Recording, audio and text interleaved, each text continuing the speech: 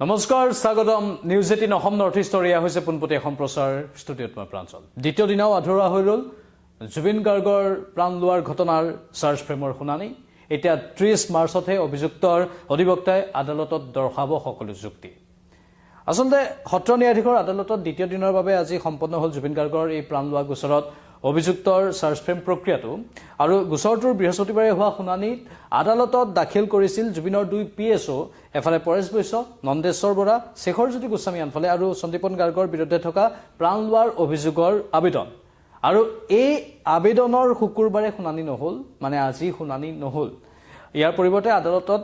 যুক্তি আধা যুক্তিহে দৰ্শালে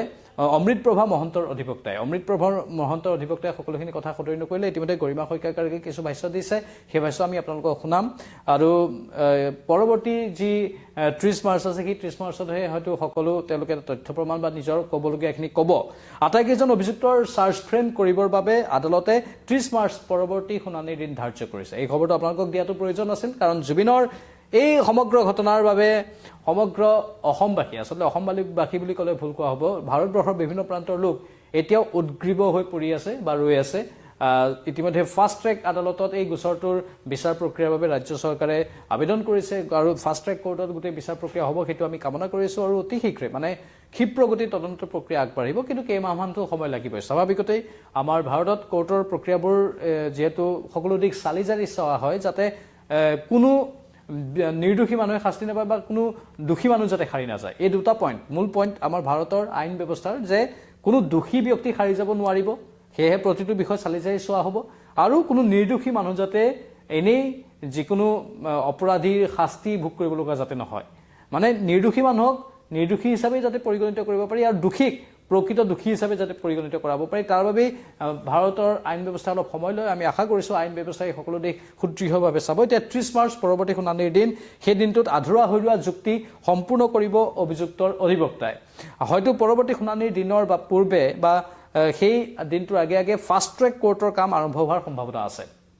30 মাৰ্চত পৰৱৰ্তী শুনানিৰ দিন তাৰ আগে আগে হয়তো ফাষ্ট ট্ৰেক কোৰ্টৰ কাম আৰম্ভ হোৱাৰ সম্ভাৱনা প্ৰকাশ কৰা হৈছে মানে যদি সেয়া হয় তেন্তে জুবিন গাৰ্গৰ সংক্ৰান্তীয় সকলো গোচৰ হস্তান্তৰ হ'ব শৰ্মিলা ভূঞা ফাষ্ট ট্ৰেক কোৰ্টলৈ আৰু সেয়া হৈ উঠিলে নতুন পাব জুবিন গাৰ্গৰ প্ৰাণ লোৱাৰ ঘটনাটোৰ বিচাৰ প্ৰক্ৰিয়াই পুনৰ কৈছোঁ যদি সেয়া হয় তেন্তে জুবিন সংক্ৰান্তীয় সকলো গোচৰ যিহেতু ইতিমধ্যে ৰাজ্য চৰকাৰে ফাষ্ট ট্ৰেক কোৰ্টলৈ দিয়াৰ ব্যৱস্থা কৰিছে সেই সকলো গোচৰ 30 মাৰ্চৰ পূৰ্বে যদি হস্তান্তৰ হয় শৰ্মিলা ভূঞা ফাষ্ট ট্ৰেক কোৰ্টলৈ তেনেহ'লে এই সমগ্ৰ তদন্ত প্ৰক্ৰিয়া ক্ষিপ্ৰ হ'ব আৰু আমি প্ৰাণৰ শিল্পীগৰাকীৰ ন্যায়ৰ বাবে যি আমি প্ৰাৰ্থনা কৰি আছোঁ দাবী কৰি আছোঁ সেই ন্যায় অতি সোনকালে আহিব বুলি মাত্ৰ আমি আশা কৰিব পাৰোঁ আৰু আহক সেইটোৱে আমি দাবী কৰিছোঁ সেয়েহে আমি সংবাদ মাধ্যম হিচাপে ধাৰাবাহিকভাৱে বাতৰিবোৰ সম্প্ৰচাৰ কৰি আছোঁ আমাৰ দায়িত্ব হৈছে বাতৰি সম্প্ৰচাৰ কৰা আৰু আমাৰ দায়িত্ব আমি সুচাৰুৰূপে এইকাৰণে পালন কৰিবলৈ চেষ্টা কৰিছোঁ যাতে প্ৰকৃত দোষীসকল সাৰি যাব নোৱাৰে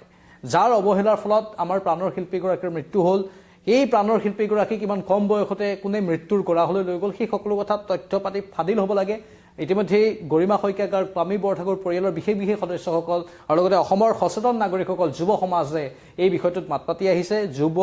জ্যেষ্ঠ সকলোৱে এই বিষয়টোত মাত পাতি আহিছে আৰু সকলোৱে তীক্ষ্ণ দৃষ্টি ৰাখিছে বিষয়টোৰ ওপৰত সেয়েহে কোনো সাৰি যাব নোৱাৰিব পানী নখৰকা ব্যৱস্থা ইতিমধ্যে গ্ৰহণ কৰা হৈছে আৰু সেই পানী নখৰকা ব্যৱস্থাৰ মাজেৰে মই ৰাজ্যৰ কথা কৈছোঁ ৰাজ্যে ইতিমধ্যে পানী নখৰকা ব্যৱস্থা বা পদক্ষেপ হাতত লৈছে আৰু সেই পানী নখৰকা ব্যৱস্থাৰ ফলত হয়তো আমাৰ প্ৰাণৰ শিল্পীগৰাকীয়ে ন্যায় পাব অসমবাসীয়ে ন্যায় পাব এতিয়া গৰিমা শইকীয়া গাৰ্গ আৰু অধিবক্তাই কি ক'লে আমি মন্তব্যটো শুনাই ল'ব বিচাৰিছোঁ তেওঁলোকৰ মন্তব্য শুনক তেওঁলোকেও 30 মাৰ্চৰ বাবে অপেক্ষা কৰি আছে যেতিয়া সকলো চাৰ্জ ফ্ৰেমৰ শুনানি হ'ব 30 মাৰ্চৰ দিনটোত এতিয়া আধৰুৱা হৈ আছে সেই আধৰুৱা দিনটোৰ সকলো কাম 30 মাৰ্চত সম্পূৰ্ণ হ'ব আমি ভাষ্যখিনি শুনাই লৈছোঁ গৰিমা শইকীয়া গাৰ্গ আৰু অধিবক্তাই কি ক'লে এবাৰ শুনক আৰু অমৃতপ্ৰভাৰ লয়াৰে ডিফেন্স লয়াৰে আধাখিনি কৰিব পাৰিলে আজি আৰু অহা 30 তাৰিখে ডেট দিছে 30 তাৰিখে বাকীখিনি কৰিব আৰু বাকী গোটেইকেইজন একিউজডৰ কাৰণে ডিফেন্স লয়াৰে তেওঁলোকৰ আৰ্গুমেণ্ট দাঙি ধৰিব সেইটোৱে আৰু তথ্য সহকাৰে কোৰ্টত আৰু বাকী আজি অমৃতপ্ৰভাৰ এডভকেট তেখেতে আজি আধা পাঠ কৰিলে আৰু নেক্সট 30 তাৰিখে আমাৰ এই হিয়াৰিংটো প্ৰেছাৰ কাৰণে ৰাখিছে য'ত আটাইকেইজন যিটো ডিফেন্স আছে ডিফেন্সে আটাইকেইজনে এইটো কৰিব মানে চাৰ্জ হিয়াৰিংটো কৰিব দিনা প্ৰজিকিউশ্যনৰ ফালৰ পৰা চাৰ্জ হিয়াৰিংখিনি আজি শেষ হ'ল আৰু অমৃতপ্ৰভাৰ লয়াৰে ডিফেন্স লয়াৰে আধাখিনি কৰিব পাৰিলে আজি আৰু অহা 30 তাৰিখে ডেট দিছে 30 তাৰিখে বাকীখিনি কৰিব আৰু বাকী গোটেইকেইজন একিউজডৰ কাৰণে ডিফেন্স লয়াৰে তেওঁলোকৰ আৰ্গুমেণ্ট দাঙি ধৰিব সেইটোৱে আৰু তথ্য সহকাৰে কোৰ্টত আৰু বাকী আজি অমিত বাৰ এডভকেট তেখেতে আজি আধা পাঠ কৰিলে আৰু নেক্সট 30 তাৰিখে আমাৰ এই হিয়াৰিংটো প্ৰেছাৰ শ্ৰেণীকৰণ ৰাখিছে য'ত আটাইকেইজন যিটো ডিফেন্স আছে ডিফেন্সে আটাইকেইজনে এইটো কৰিব মানে চাৰ্জাৰিংটো কৰিব দিনা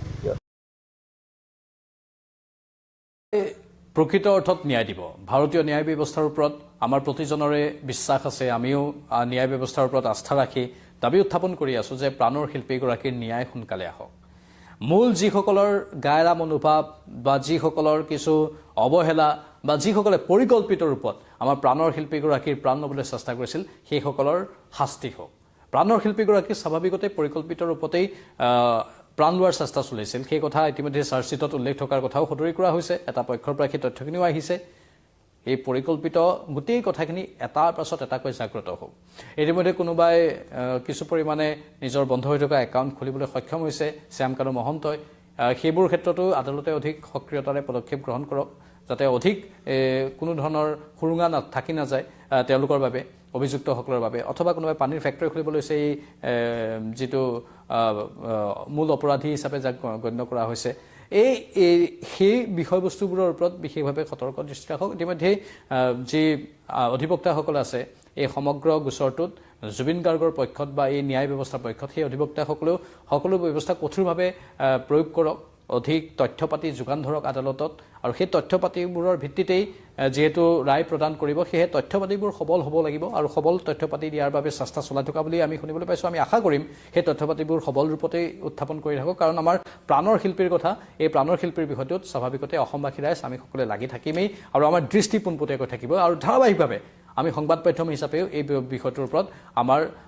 হেঁচা প্ৰয়োগ কৰি থাকিম যাতে আমাৰ প্ৰাণৰ শিল্পীগৰাকীয়ে ন্যায় পায় আৰু প্ৰকৃত দোষীসকল যাতে হাৰি যাব নোৱাৰে আপোনালোকৰ বহুমূলীয়া মতামত আমাৰ কমেণ্ট বক্সত কমেণ্ট কৰি জনাব পাৰে পৰৱৰ্তী সময়ত আকৌ আহিম লাইভত